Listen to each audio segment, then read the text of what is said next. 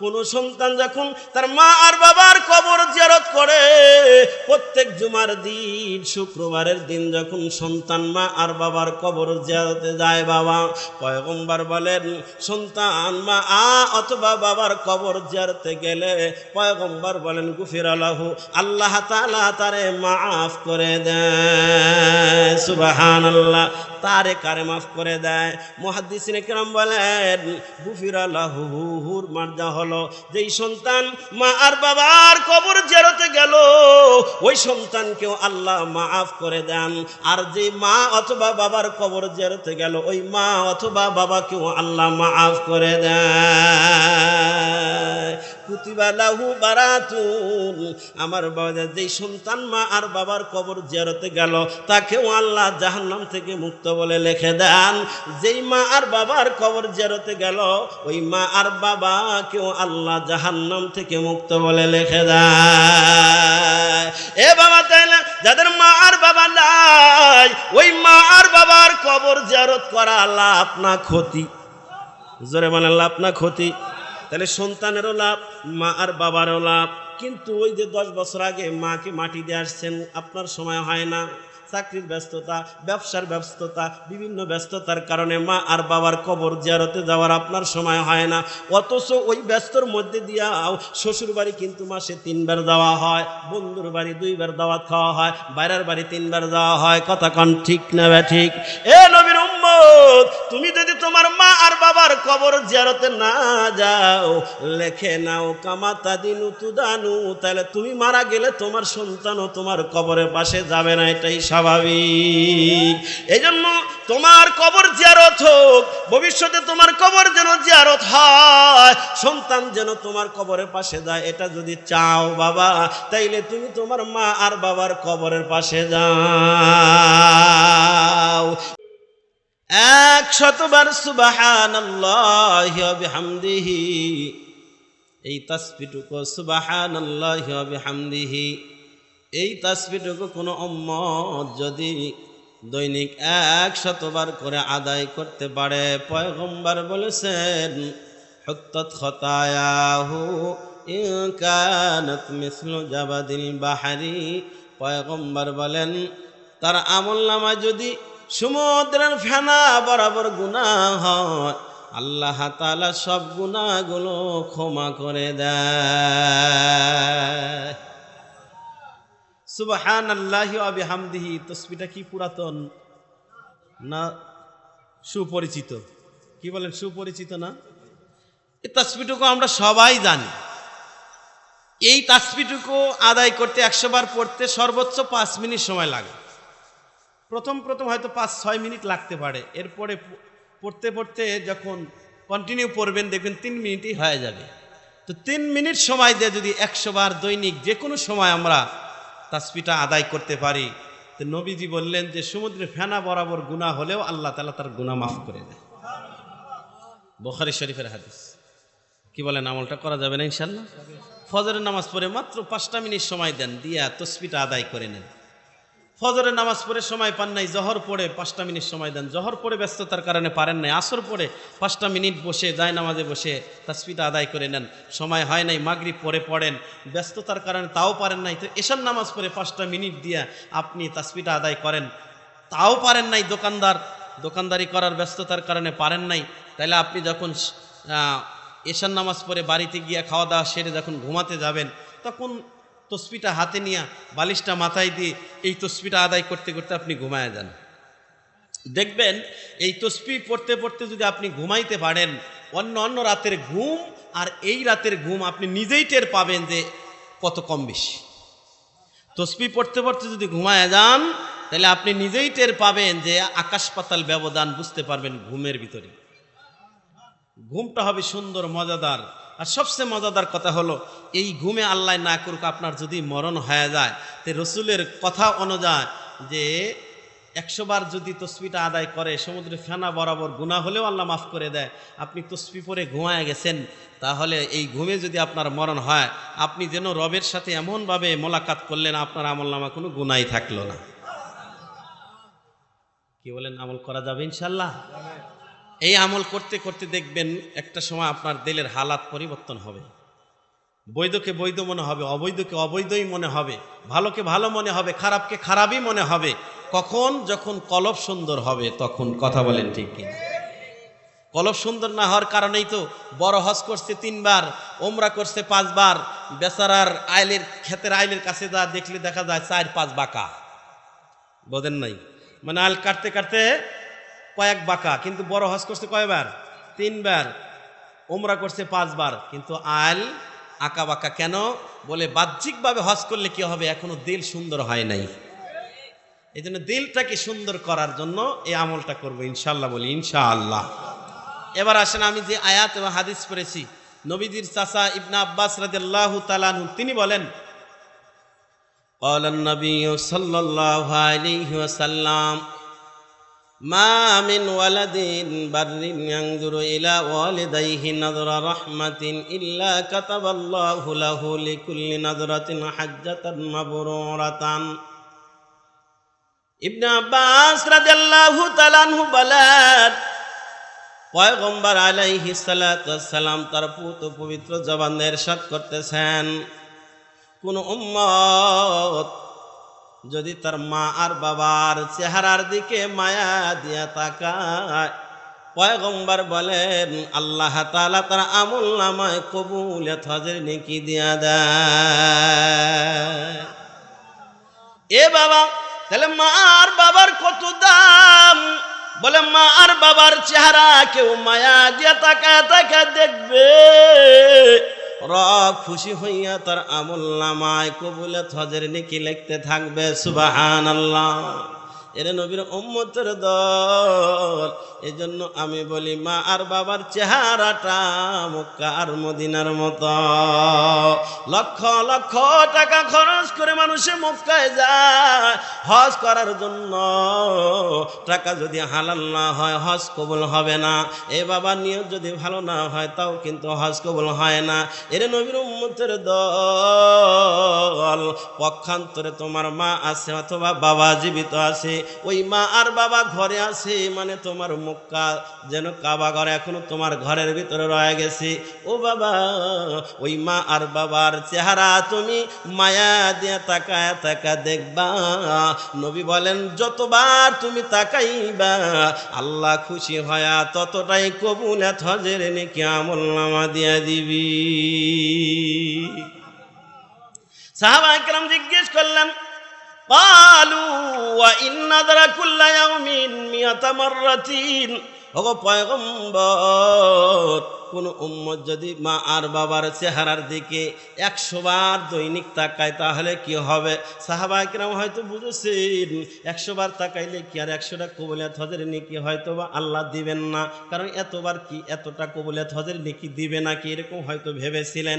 এই জন্য সাহাবায়ে কেরাম পয়গম্বরকে সরাসরি জিজ্ঞেস করলেন, ওগো পয়গম্বর, কোন সন্তান যদি মা আর বাবার চেহারার দিকে 100 বার দৈনিক তাকায় তাহলে কি হবে?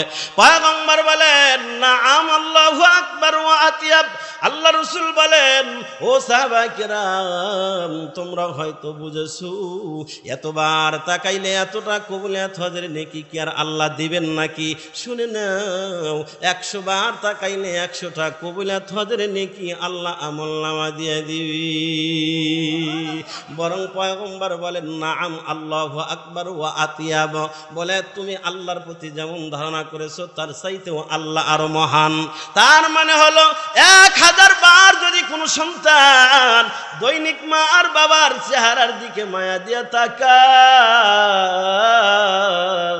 রব খুশি হইয়া 1000টা কবুলিয়ত হজের নেকি তার আমলনামায় দিয়ে দিবি। এ বাবা, তাহলে যার মা আর বাবা আছে রে বাবা, তার জন্য জান্নাত কামাই করা বড় সহজ। কারণ মা বাবা ঘরে আছে, চেহারা মায়াদের তাকায় দেখবেন মানে কবুলিয়ত হজের নেকি কামাই করে নেবেন রে বাবা। এর নবীর উম্মতের দল। মা আর বাবার এত দাম কেন হলো? আমার আপনার রব জানায় দেন, ওয়া ওয়াসাইনাল ইনসানা বিওয়ালিদাইহি হামালাতুহু উম্মুহু وهنا على وهن وفصاله في عامين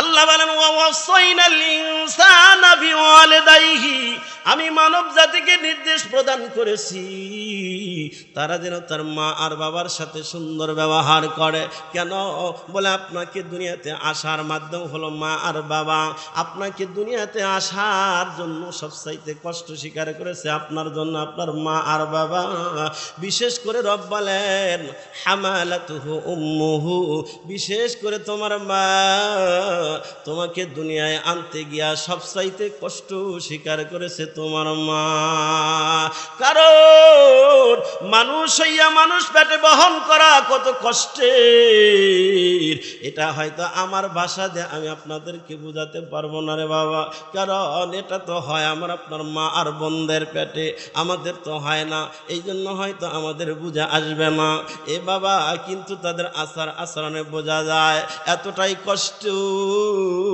মা আর বাবা যখন সন্তান প্রসবের সময় হয় তখন কিন্তু আমাদের দেশের প্রচলন অনুযায়ী তারা বাচ্চা প্রসব করার জন্য বাবার বাড়িতে চলে যায় বাবার বাড়ি যাওয়ার আগে এ বাবা প্রতিবেশীর কাছে বিদায় নাই শ্বশুর শাশুড়ির কাছে বিদায় নাই রাতের গভীরে আপনি ঘুমাইছেন আপনার পা ধরে স্ত্রী কান্না করে জাগ্রত হয় দেখতেছেন আপনার স্ত্রী কান্না করে কি ব্যাপার এত গভীর রজনীতে তুমি কান্না করো কেন স্ত্রী তখন বলে স্বামী আমার 5-7 বছর তোমার সংসার করলাম তেমন খেদমত করতে পারি নাই আমি বাচ্চা প্রসব করার জন্য যাব বাবার বাড়িতে দেখলাম চোখের সামনে কত মা বাচ্চা প্রসব করতে গিয়ে মারা যায় আমার মন বলি আমি হয়তো আর বাঁচব না বাচ্চা প্রসব করতে গিয়ে হয়তো আমি আর দুনিয়ায় থাকতে পারবো না তাই স্বামী আমার গো দয়া করে আমার আপনি মাফ করে দিয়েন এ বাবা এই যে বিদায় আদায় নাই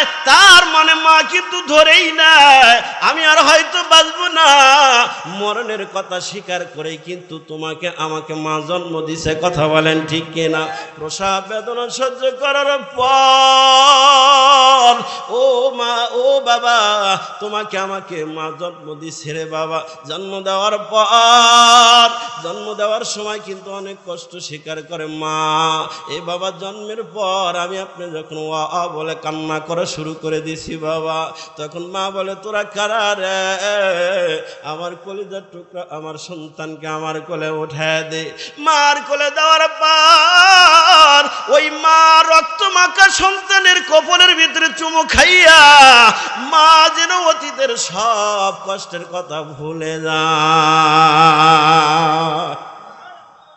এজন্য রব মা আর বাবার দাম অনেক বেশি দিয়েছেন রে বাবা সাহাবায়ে কিরাম জিজ্ঞেস করে মা হাকুল ওয়ালিদাইন আলা ওয়ালাদিহি ও পয়গম্বর সন্তানের প্রেম মা আর বাবার পাওনা কি কি হক পয়গম্বর বলেন হুমা জান্নাতুকা ওয়া নারুকা তোমার মা বাবা তোমার জন্য জান্নাত তোমার জন্য জাহান্নাম তার মানে হলো মা বাবার সাথে যদি কেউ খারাপ ব্যবহার করো তোমার আচার আচরণ যদি মা আর বাবা অসন্তুষ্ট হয় তোমার জন্য জান্নাতের দরজা বন্ধ হয়ে যাবে জাহান্নামের দরজা ওপেন হয়ে যাবে এই জন্য রব জানায় দেয় ফালা তাকুল লাহুমা উফিন ওয়ালা তানহারহুমা খবরদার খবরদার মার বাবার সাথে এমন ব্যবহার করা যাবে না যেই ব্যবহারে মা আর বাবার দিলে আঘাত লাগে কষ্ট লাগে বাবা এমন ব্যবহার মা আর বাবার সাথে করা যাবে না কার হুকুম জোরে কন্যা কার হুকুম আল্লাহ বলেছেন কারণ মা আর বাবার সাথে যদি কেউ খারাপ ব্যবহার করো মা বাবা যদি অসন্তুষ্ট হয় নবী বলেন রেদাল রব্বি ফি রেদাল ওয়ালিদাইন ওয়া সাখাতুর রব্বি ফি সাখাতিল ওয়ালিদাইন মা বাবা অসন্তুষ্ট হলে স্বয়ং রব্বুল আলামিন আল্লাহ তোমার উপরে অসন্তুষ্ট হয়ে যাবে এজন্য আল্লাহ বলেন ওয়া কুল্লাহুমা কাওলা কারীমা আল্লাহু আকবার আল্লাহ বলেন বরং তোমার মা আর বাবার সাথে তুমি এমন ব্যবহার করবা যেই ভালো ব্যবহার দুনিয়ার আর কারো সাথে করা হয় না। এত সুন্দর ব্যবহার পর উপযুক্ত একজন সন্তানের কাছে তার মা আর বাবা। কিন্তু সমাজের বাস্তবতা কি দেখা যায়? আমরা শ্বশুর শাশুড়ির সাথে যেই পরিমাণ নম্র ভদ্র চিত্তে আচার ব্যবহার কথাবার্তা বলি, নিজের মা আর বাবার সাথে কি তাই করি? আমরা কথা বলেন, করি কি করি না? তার মানে আবার উল্টা বুঝেন না হুজুর, তাহলে কালকে থেকে শ্বশুর শাশুড়ির সাথে কর্কশ ভাষায় কথা বলবো, এটা বলি নাই। তাদের সাথে তো ভালো ব্যবহার করবেন, কিন্তু ওর চাইতেও ভালো ব্যবহার পাওয়ার আপনার কাছে উপযুক্ত হকদার হলো আপনার মা আর বাবা। কিন্তু করি কি আমরা? এই জন্য বাবা পয়গম্বর আলাইহিস সালাতু ওয়াস সালাম বলেন, রিদার রাব্বি ফি রিদাল ওয়ালিদাইন ওয়া সাখাতুর রাব্বি ফি সাখাতিল ওয়ালিদাইন। পয়গম্বর বলেন, তোমার মা আর বাবা যদি তোমার আচরণে খুশি হয়, তোমার মা আর বাবা যদি সন্তুষ্ট হয়, রব সন্তুষ্ট হয়ে যায়।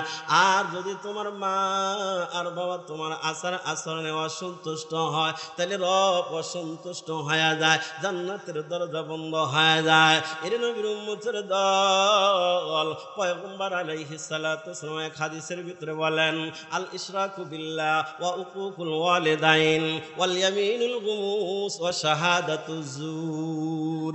পয়গম্বর বলেন, দুনিয়ার মধ্যে সবচেয়ে বড় বড় চারটা গুনাহ, সবচেয়ে বড় গুনাহ, এই চারটা গুনার ভিতরে দ্বিতীয় নম্বরে গুনাহ হলো, নবী বলেন, আল কাবাইর আল ইশরাকু বিল্লাহ ওয়া উকুকুল ওয়ালিদাইন।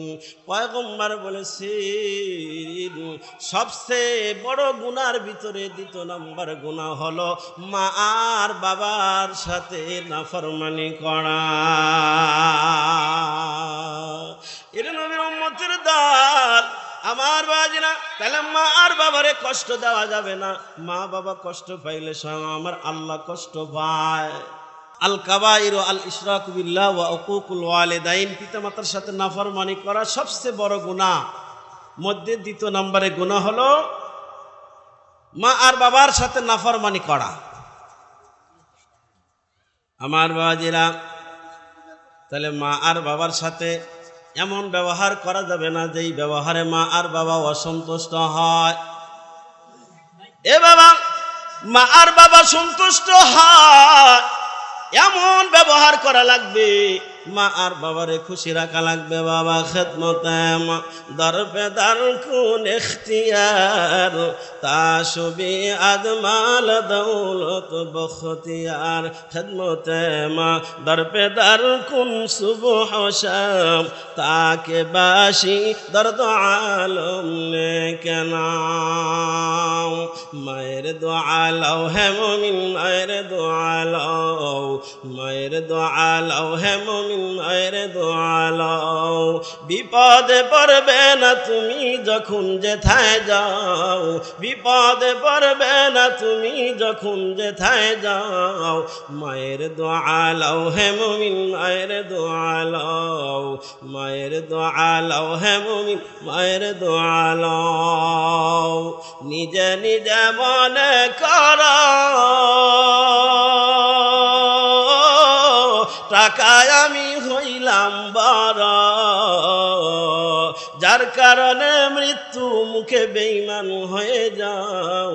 মায়ের দোয়া লাও হে মুমিন, মায়ের দোয়া লাও, মায়ের দোয়া লাও হে মুমিন, মায়ের দোয়া লাও। মায়ে যখন দোয়া করে চলে যায় আরশ পারে, যার কারণে সাথে সাথে ফল দেখিতে পাও। মায়ের দোয়া লাও হে মুমিন, মায়ের দোয়া লাও, মায়ের দোয়া লাও হে মুমিন, মায়ের দোয়া লাও। এ নবীর উম্মতের দল, তাইলে মা আর বাবা যাদের আছে, মা বাবা জীবিত আছে মানে কবুলিয়াত হজের নেকি কামাই করার এখনো তোমার জন্য সুযোগ রয়ে গেছে বাবা। এর নবীর উম্মতের দল আরেকটা আমলের কথা বলি। পয়গম্বর আলাইহিস সালাতু ওয়াস সালাম বলেন, মান যারা কবর আবাওয়াইহি আও আহাদিহিমা ফি কুল্লি জুমআতিন গুফিরা লাহু ওয়া কুতিবা লাহু বারাআতুন। পয়গম্বর বলেন, কোন সন্তান যখন তার মা আর বাবার কবর জিয়ারতে যায়, খেয়াল করেন বাবা, কোন সন্তান যখন তার মা আর বাবার কবর জিয়ারত করে, প্রত্যেক জুমার দিন শুক্রবারের দিন যখন সন্তান মা আর বাবার কবর জিয়ারতে যায় বাবা, পয়গম্বর বলেন সন্তান মা অথবা বাবার কবর জিয়ারতে গেলে পয়গম্বর বলেন গুফিরা লাহু, আল্লাহ তাআলা তারে মাফ করে দেয়। সুবহানাল্লাহ, তারে কারে মাফ করে দেয়? মুহাদ্দিসিনে কেরাম বলেন গুফিরা লাহুর মার্জা হলো যেই সন্তান মা আর বাবার কবর জিয়ারতে গেল ওই সন্তানকেও আল্লাহ মাফ করে দেন, আর যে মা অথবা বাবার কবর জিয়ারতে গেল ওই মা অথবা বাবাকেও আল্লাহ মাফ করে দেয়। কুতিবা লাহু বারাতুন, আমার বাবা যেই সন্তান মা আর বাবার কবর জিয়ারতে গেল তাকেও আল্লাহ জাহান্নাম থেকে মুক্ত বলে লিখে দেন। যেই মা আর বাবার কবর জিয়ারতে গেল ওই মা আর বাবাকেও আল্লাহ জাহান্নাম থেকে মুক্ত বলে লিখে দেয়। এ বাবা, তাইলে যাদের মা আর বাবা নাই ওই মা আর বাবার কবর জিয়ারত করা লাভ না ক্ষতি? জোরে বলেন, লাভ না ক্ষতি? তাহলে সন্তানেরও লাভ, মা আর বাবারও লাভ। কিন্তু ওই যে 10 বছর আগে মাকে মাটি দিয়ে আসছেন, আপনার সময় হয় না, চাকরির ব্যস্ততা, ব্যবসার ব্যস্ততা, বিভিন্ন ব্যস্ততার কারণে মা আর বাবার কবর জিয়ারতে যাওয়ার আপনার সময় হয় না। অথচ ওই ব্যস্তর মধ্যে দিয়া শ্বশুর বাড়ি কিন্তু মাসে 3 বার যাওয়া হয়, বন্ধুর বাড়ি 2 বার দাওয়াত খাওয়া হয়, বাইরের বাড়ি 3 বার যাওয়া হয়। কথা কন ঠিক না বে ঠিক? এ নবীর উম্মত, তুমি যদি তোমার মা আর বাবার কবর জিয়ারতে না যাও, লেখে নাও কামাতা দিনু তুদানু, তাহলে তুমি মারা গেলে তোমার সন্তানও তোমার কবরের পাশে যাবে না, এটাই স্বাভাবিক। এই জন্য তোমার কবর জিয়ারত হোক, ভবিষ্যতে তোমার কবর যেন জিয়ারত হয়, সন্তান যেন তোমার কবরের পাশে যায়, এটা যদি চাও বাবা, তাইলে তুমি তোমার মা আর বাবার কবরের পাশে যাও। ভবিষ্যতে যদি সন্তানের খেদমত পেতে চাও, ছেলের বউয়ের সেবা নিতে তুমি চাও, তাইলে বাবা তুমি তোমার মা আর বাবার সেবা করো, তোমার স্ত্রী দিয়ে মা আর বাবার সেবা করো, তাইলে ভবিষ্যতেও তোমার বৃদ্ধাশ্রমে যাইতে হবে না, সন্তানরা তোমার সেবা করবে, এটাই স্বাভাবিক।